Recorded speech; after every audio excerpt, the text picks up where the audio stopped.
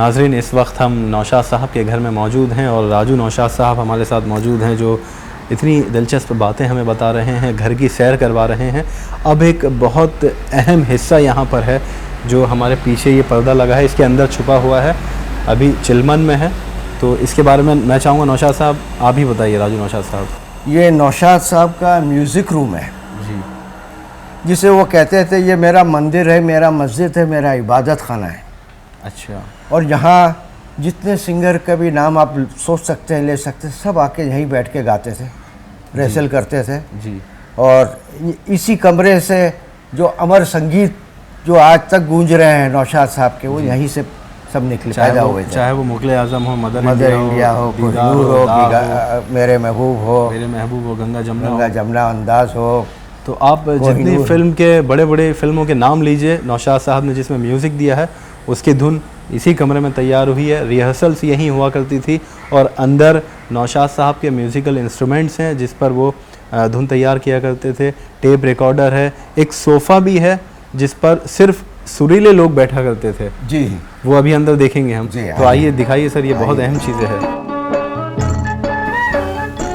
तो नाज़रीन, ये है वो म्यूज़िक रूम जिसकी ख्वाहिश हर किसी को होगी, मैं समझता हूँ, यहाँ पर आने की। और मैं ख़ुद को खुशनसीब समझता हूँ कि मैं यहाँ तक पहुँच पाया हूँ जहाँ से मुग़ल आज़म, मदर इंडिया, मेरे महबूब, गंगा जमुना और मुझे तो याद नहीं इतनी सारी फिल्म है नौशाद साहब की जिसकी धुन यहाँ पर तैयार हुई। तो राजू नौशाद साहब, अब यहाँ पर क्या वो चीज़ें हैं जो बताइए, हमारे नाज़रीन ने कभी सोचा भी नहीं होगा कि वो देख पाएंगे। ये नौशाद साहब का ख़ास हारमोनियम है जी।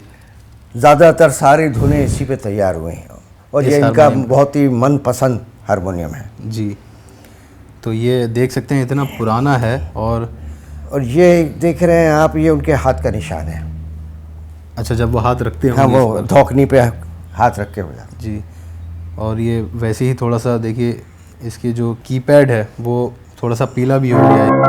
और यहाँ इनके या तो असिस्टेंट बैठते थे या सॉन्ग राइटर।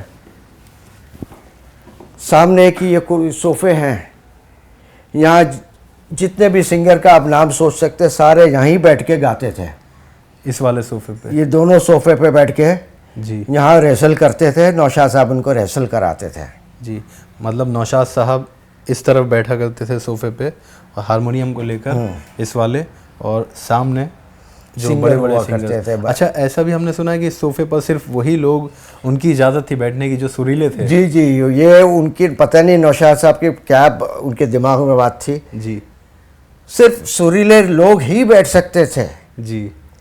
अगर कोई प्रोड्यूसर, डायरेक्टर या कोई एक्टर या हीरो आ गया जी तो वहाँ नहीं बैठने देते थे, बोलते थे आइए वहाँ बैठते हम लोग। अच्छा, आप दूसरी तरफ ले जाते दूसरी तरफ। तो सब लोग, इतने बड़े बड़े फनकार इस सोफ़े पर बैठे हैं और यहाँ से बैठ के गाते थे और इसी के सुर पे गाते थे जी।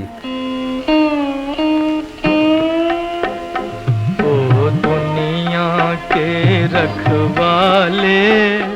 एक टेप रिकॉर्डर भी यहाँ पर नजर ये आ रहा है। टेप रिकॉर्डर है जो नौशाद साहब कोई धुन तैयार करते थे जी। तो इस पे फ़ौरन टेप कर लेते थे। देखिए, ये भी अपने आप में बहुत तारीख़ी चीज़ है, नौशाद साहब की इस्तेमाल की हुई। और अगर इस तरफ नज़र घुमाएं तो बहुत सारे अवार्ड्स हैं नौशाद साहब के। देख सकते हैं ऊपर की तरफ, ये 2 अवार्ड्स मुझे दिख रहे हैं जो ये ब्लैक लेडी कहा जाता है, ये और वो फिल्म फेयर अवार्ड हैं। फिल्म फेयर ये गंगा जमुना का दिया था, सॉरी बैजू बावरा का जी। तू गंगा की मौज जी, ये बैजू बावरा के लिए मिला हुआ और है। ये वो लाइफ टाइम अचीवमेंट अवार्ड, ये लाइफ टाइम अचीवमेंट अवार्ड है नौशाद साहब का। और ये एक वक्त था जब नौशाद साहब ने, ये 1951 में फिल्म आई थी, तो मेरे ख्याल से 1954 में पहला फिल्म फेयर अवार्ड होगा। ये पहला फिल्म फेयर जब फिल्म फेयर अवार्ड शुरू हुए थे और ये नौशाद साहब को बेस्ट म्यूज़िक डायरेक्टर के लिए मिला था ये अवार्ड। तो ये इतना पुराना, बहुत भारी भी है। इसके अलावा और क्या चीज़ें, उस तरफ भी मुझे एक वो पियानो नजर आ रहा है। पियानो है जी। बैकग्राउंड म्यूजिक नौशाद साहब इस पे कंपोज करते थे। अच्छा, पियानो मतलब जानते थे प्ले करना, बजाना? वो बेसिकली पियानो प्लेयर थे जी। मतलब शुरुआत वहीं से की थी। बैकग्राउंड म्यूजिक सारे फिल्मों का इस पे कंपोज करते थे।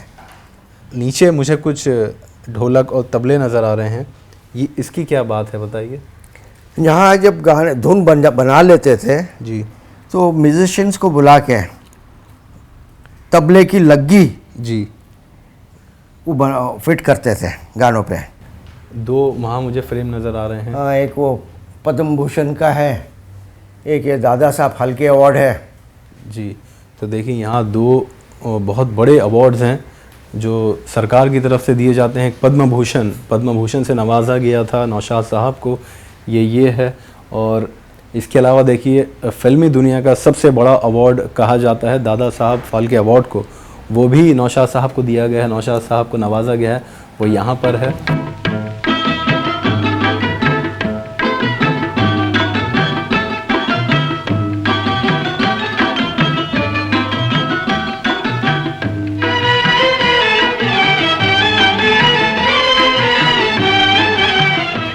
अच्छा, यहाँ पर वो नमाज यहाँ अदा पे किया वो करते थे। नमाज पढ़ा करते थे। जी।